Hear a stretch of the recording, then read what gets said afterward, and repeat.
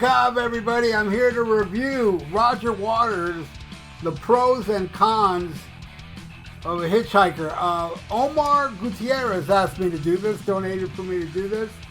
Now, I do know this album. I don't own it, though I should, because I do like this album a lot. I don't revisit it that much, but when I do, like I did today, this is a great album, man. It's an awesome album. And look, I grew up not liking the final cut. And it wasn't until like maybe 2-3 years ago, I finally got it. You know, I understood it. And I love the final cut now.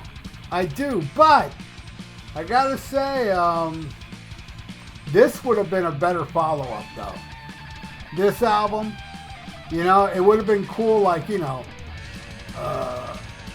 to me, it's kind of like a continuation of The Wall.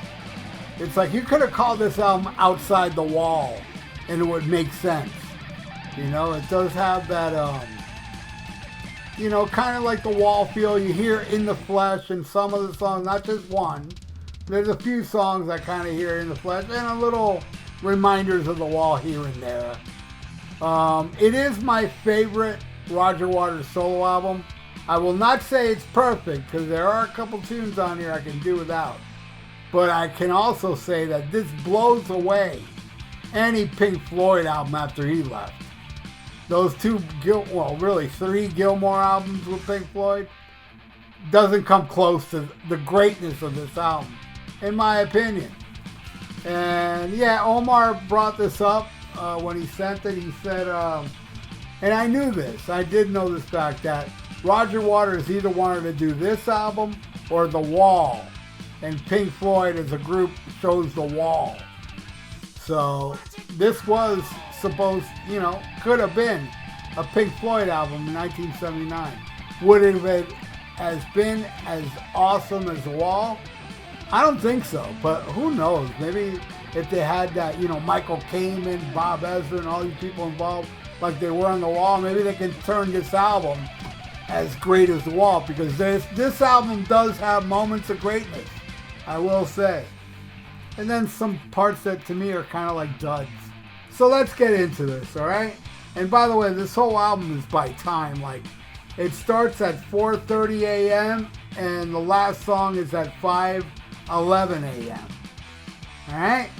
So here we go. The first song, 4:30 a.m. Apparently, they were traveling abroad. And that's the name of the song. And it's, you know, it's a great moody intro. It's a good moody opener, you know. And again, it has like, you know, I hear traces of In the Flesh. And Mother. I hear Mother in this song too. A combination of In the Flesh and Mother. Love it, man. All right, next song. 4:33 a.m. Running Shoes. Now, I can do without, rest in peace, David Sanborn. I can do without his saxophone. You know, give me screaming guitars instead of those high net notes on saxophone. I would like this way more. But the rest of the song is great. You know, it's, I love the awesome changes. Not just the horns bother me on it.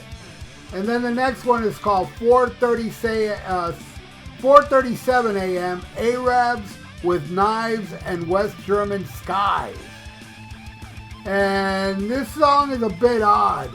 I'm not really feeling this one. I don't like this one. Alright, next. 4:39. For the First Time Today, Part 2. This one, it's okay in spots. But some parts of the song is how the English would say, shite. Yeah, not a fan. Alright, next. 4:41, Sexual Revolution. This one is awesome. I love when Roger belts out, you know, the vocals. It's, you know, it's like it has anger, aggression, fear, anguish, and sadness all in one song. You know, and you know, I just love it, man. And you know, Eric Clapton plays throughout this album. And Omar did write me saying that he thought Eric Clapton's solo was awesome on this on this song. And I gotta agree with him. I think he is awesome on it. Alright, next. 4:47 a.m. The Remains of Love. This is such a beautiful song. You know, the lyrics touch every aspect of humanity, I think. That's the thing about this. Songs like this and songs like From the Wall, and even like Dogs off of Animals. It hits like a core of my soul, man. That's why The Wall to me is the greatest album ever done. It just hits me like no other album does. And then this album, and there's this song, and there are songs even on Final Cut that I'm like, damn, man, it really gets me, man. All right, next is 4:50 a.m. Gone Fishing. I love it. Even the saxophone I like on this song. From the late David Sanborn. I know David Sanborn from the David Letterman show. He used to jam with Paul Schaefer and stuff. That's where I knew him from, because, you know, I didn't listen to jazz or whatever type of music he was putting out. But I knew him from there, and I just found out he passed away today while doing research for this album. So rest in peace, David Sanborn. But yeah, I love this song, and I love, again, the vocals, where Roger just belts it out with all that anguish and stuff. Amazing, man. Amazing stuff. I dig it. Next, 4:56 a.m. For the First Time Today, Part 1. Don't like it at all, and I'm just going to move on from that one. Next one's called 4:58 a.m. Doen Romain Donkarin Duneving. I don't know if I'm pronouncing it right, but you know, I hear again a little nods to In the Flesh in this song. This song's okay, it's not bad. Then it goes into 5:03 a.m. The Pros and Cons of Hitchhiking. I'm not crazy about the chorus, but the rest is awesome. Better than anything David Gilmour did with Pink Floyd. And Eric Clapton on this song is pretty fucking epic. You know, I'm not the biggest Eric Clapton fan, but I gotta say, man, I think some of his best work I've ever heard is all over this album. He plays really well. And on this song too, man. This song's probably my favorite of his guitar playing, guitar solos. Alright, next is 5:06 a.m. Every Stranger's Eyes. This is my favorite song off the album.